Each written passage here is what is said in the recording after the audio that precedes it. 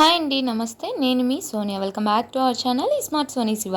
ఈ మధ్య ఇన్స్టాగ్రామ్లో, యూట్యూబ్లో ట్రెండ్ అవుతున్న పెరుగు మరియు మామిడి పండుతో చేసే మ్యాంగో జున్ను రెసిపీని మీరు చూసే ఉంటారులేండి. జున్ను పాలు లేకుండా నిజంగానే జున్నులాగా వస్తుందా? దీని టేస్ట్ ఎలా ఉంటుంది? అసలు ఇది మనం ఇంట్లో ట్రై చేయొచ్చా అనేది మీకు డౌట్ వచ్చిందా? అసలు ట్రై చేయొచ్చా లేదా? నేను పక్కాగా మీ క్వశ్చన్స్ అన్నిటికీ ఆన్సర్స్ ఇవ్వబోతున్నాను. పక్క కొలతలతో చేసి నా ఒరిజినల్ రివ్యూని ఈ వీడియోలో మీకు చెప్పబోతున్నాను.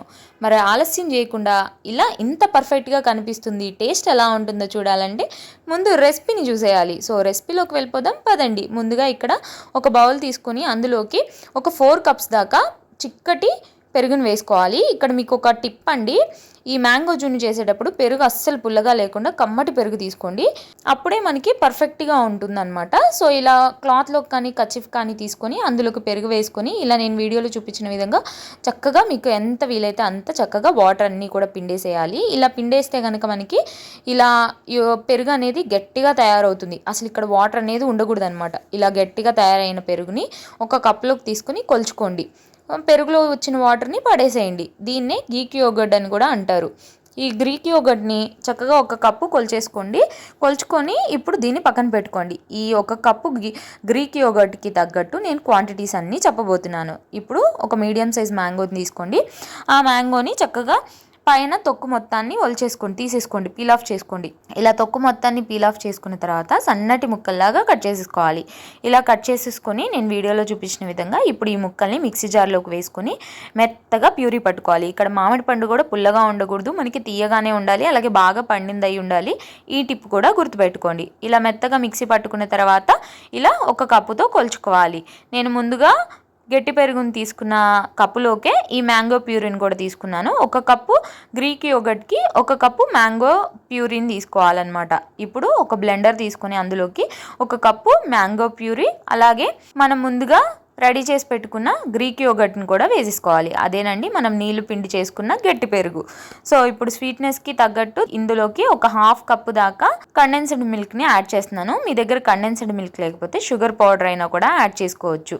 సో ఇలా కండెన్స్డ్ మిల్క్ కూడా వేసేసుకున్న తర్వాత ఇందులోకి బైండింగ్ కోసం కార్న్ఫ్లోర్ వేసుకోవాలి. ఒక 2 టేబుల్ స్పూన్ల దాకా కార్న్ఫ్లోర్ వేసుకోండి. కార్న్ఫ్లోర్ కనుక ఎక్కువ వేసేసుకుంటే ఈ జున్ను టేస్ట్ అనేది అంత బాగోదు. సో 2 టేబుల్ స్పూన్స్ వేసుకోండి, నేను చెప్పే క్వాంటిటీకి సరిపోతుంది. ఇప్పుడు వీటన్నిటిని మెత్తగా మిక్సీ పట్టుకోవాలి. ఇక్కడ ఎలాంటి వాటర్ కానీ పాలు కానీ ఏది యాడ్ చేయకుండా నేను వీడియోలో చూపించిన కన్సిస్టెన్సీ వచ్చేంత వరకు మధ్య మధ్యలో ఆపుకుంటూ అయినా సరే చక్కగా ఇలా బ్లెండ్ చేసుకోండి. ఈజీగానే బ్లెండ్ అయిపోతుంది, మీకు అంత కష్టమేం అనిపించదు. సో ఇలా బ్లెండ్ చేసుకున్న తర్వాత దీన్ని పక్కన పెట్టుకొని లోతుగా వెడల్పుగా ఉన్న బౌల్ని తీసేసుకోండి. ఎందుకంటే మనం ఆవిరి మీద ఉడికించాలన్నమాట. సో దానికోసం స్టీల్ గిన్నె అయినా పర్లేదు, లేకపోతే కేక్ టిన్ అయినా పర్లేదు. నేనైతే ఇక్కడ స్టీల్ గిన్నెలోనే యూజ్ చేస్తున్నాను అనమాట.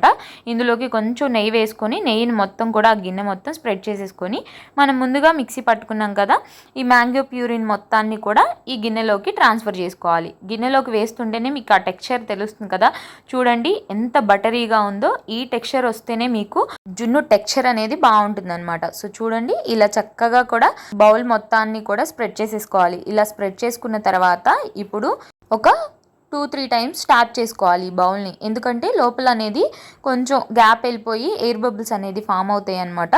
సో అందుకని ఇలా కొంచెం మనం ట్యాప్ చేసుకోవాలి. ఒక 2-3 టైమ్స్ ట్యాప్ చేసుకుంటే ఎయిర్ బబుల్స్ ఏమన్నా ఉంటే పోతాయి. ఇప్పుడు పైనుంచి ఇలా ఇలాచీ పౌడర్ని కూడా ఒక 1/2 టీ స్పూన్ దాకా ఇలా వేసేసుకోండి. వేసుకున్న తర్వాత ఇప్పుడు ఈ బౌల్ని రెడీగా పక్కన పెట్టేసుకోండి. ఇప్పుడు ఒక కుక్కర్ గిన్నె కానీ లేదా ఇలా ఇడ్లీ పాత్ర కానీ తీసుకొని ఒక 1.5 గ్లాస్ వాటర్ వేసేసుకొని ఈ వాటర్లోకి స్టాండ్ పెట్టేసుకోండి. మీ దగ్గర ఇలా స్టాండ్ లేకపోతే ఒక గిన్నెని బోర్లించుకోండి. ఇప్పుడు ఈ స్టాండ్ మీదకి మనం ముందుగా బౌల్ని రెడీగా పెట్టుకున్నాం కదా మ్యాంగో జున్ను చేయడానికి, ఆ బౌల్ని తీసుకొచ్చి స్టాండ్ మీద పెట్టేసి ఈ బౌల్ మీద కూడా ఒక మూత కానీ లేదా ఫాయిల్తో కానీ కవర్ చేసుకొని ఇలా ఇడ్లీ పాత్ర మూత పెట్టేసుకొని మీడియం ఫ్లేమ్లో 20 నుంచి 35 నిమిషాల దాకా ఉడికించుకోవాలి. నేను ఇక్కడ 25 మినిట్స్ తర్వాత చూపిస్తున్నాను చూడండి. ఇలా చాకు గుచ్చి చూస్తే మనకి ఇలా అంటుకున్నట్టు వచ్చింది కదా, అందుకని నేను ఇంకొక 5 మినిట్స్ ఉడికించి అలాగే వదిలేసాను. ఇంకొక 5 మినిట్స్ టోటల్గా నేను ఒక 30 మినిట్స్ ఉడికించాను. ఒక 5 మినిట్స్ అలాగే ఆవిరి మీద వదిలేసాను స్టవ్ ఆఫ్ చేసి.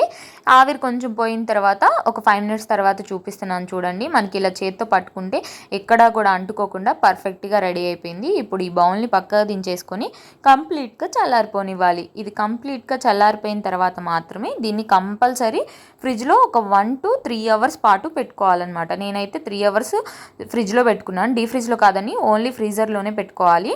సో ఫ్రిడ్జ్లో పెట్టుకొని తీసేసిన తర్వాత చూపిస్తున్నాను చూడండి, చక్కగా సెట్ అయిపోయింది.